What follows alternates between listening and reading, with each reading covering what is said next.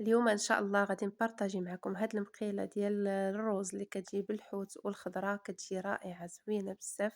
ما يمكنش ما تجربوهاش البنات، واللي جربوها يخليو ليا في التعاليق ويقولوا لي الطريقة ديالهم كيف جات. الروز كيجي حبة حبة بالخضيرة، وتقدروا توجدوه بالحوت بالدجاج بأي حاجة متوفرة عندكم في البيت إن شاء الله.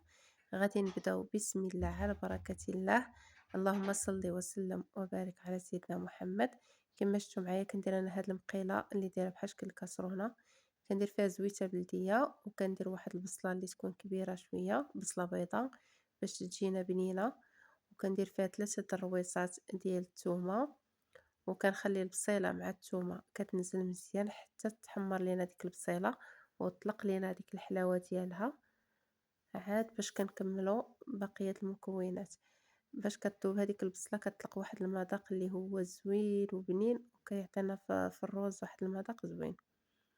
المهم بعد ما تشحرات ليا البصيله غادي شوفوا معايا كيفاش كتولي هكا كتذهب وكتذوب البصله، وكتطلق واحد الريحه رائعه البنات. غادي نزيد 2 خيزويات اللي قطعتهم هكا طريفات صغار، حتى هما غادي نديهم ونجيبهم بحال هكا في الزويته. انا كنصايب معكم شويه بشويه بالنسبه للبنات اللي هكايا مبتدئات كيبغيو يوجدوا شي حاجه للعشاء او الغدا خفيفه وزوينه هكايا. المهم هادشي اللي كاين كنخليو حتى خيزو كينزل هكايا مع ديك الزويته والبصيله. ودابا غادي نزيد هنايا عندي السيبيا، تقدروا ديروا الكميه اللي بغيتو، انا كثرت شي شويه، نتوما ديروا اللي بغيتو، الحوت الدجاج اللي متوفر عندكم في البيت.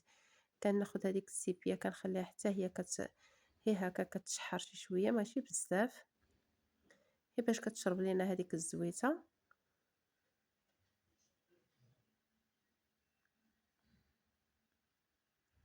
شفتوا معايا هي تشحرات. دابا غادي نزيد عليها شويه ديال الكروفيت. كما قلت لكم تقدروا ديروا اي حاجه، جنيوحات ديال الدجاج، ستير، اللي بغيتو نتوما ديروه اللي متوفر عندكم.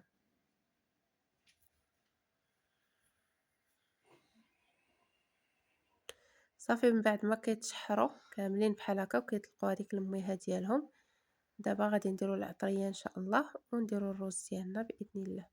الروز البنات انا عندي زلاف هذا الروز اللي كيكون هكا كلاصي، وكتغسلوه مزيان باش ما يتعجنش لكم. هذه نقطه مهمه، فاش كتغسلوا الروز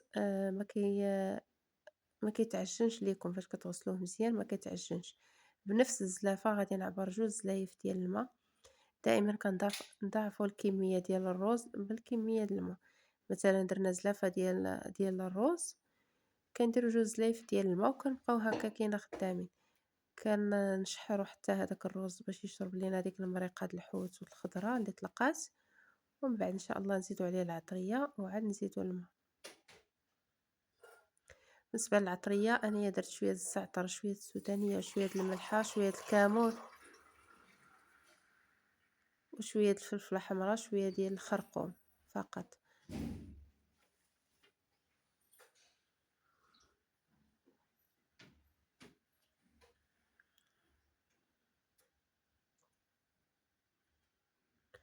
هذه كندير عندي هنايا لاصوص ديال مطيشه، كندير لاصوص مطيشه، وكندير شويه د الهريسه اختياريه،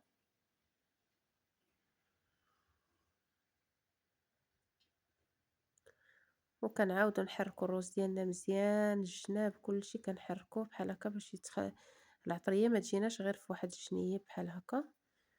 بعد ما كنحركو الروز ديالنا غادي نزيد قلت لكم 2 زلايف ديال الماء، حيت درت زلافه ديال الروز بنفس الزلافه اللي عبرت بها. كندير 2 زلايف ديال الماء.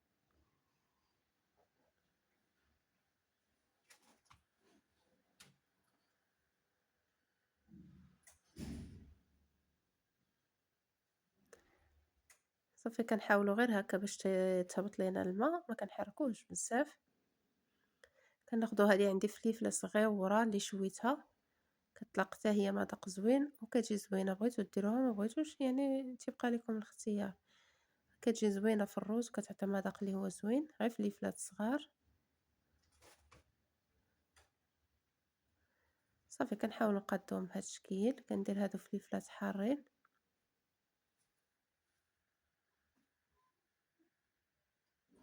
وكنديرو طريفات ديال الحامض نسدو على الكاسرونة ديالنا، وكنخليوها على بوطة اللي تكون مهيلة حتى كيبان لينا داك الروز نشف مبقاش فيه الما، كنحيدوه. ها نتوما الشكل ديالو كيفاش كيجي البنات، بصحتكم وراحتكم. نتمنى ان شاء الله نكون كنفيدكم بهاد الوصفات اللي كنعطيكم، واللي جربت شي وصفه تخلي لي في لي كومونتير. وبصحتكم وراحتكم مره اخرى، وان شاء الله نتشارك معكم فيديو جديد واقتراح بسيط هكايا الغديوه ولا العشيوه. خليت لكم راحه. بالنسبه للبنات واحد الفكره، الا بغيتو ما ديروش في الكاسرونه، تقدروا هاد المكونات كاملين ديروهم في طاوه الفران وديروه في الفران. شوفوا معايا الروز كيفاش كيجي، ما كيجي لا معجن لا حتى شي حاجه، كيجي زوين، الريحه اللي كتجي بنينه. حاجه هكا اقتراح اللي هو بسيط تقدروا توجدوه كما قلت لكم الغداء او العشاء. يلا خليت لكم الراحه.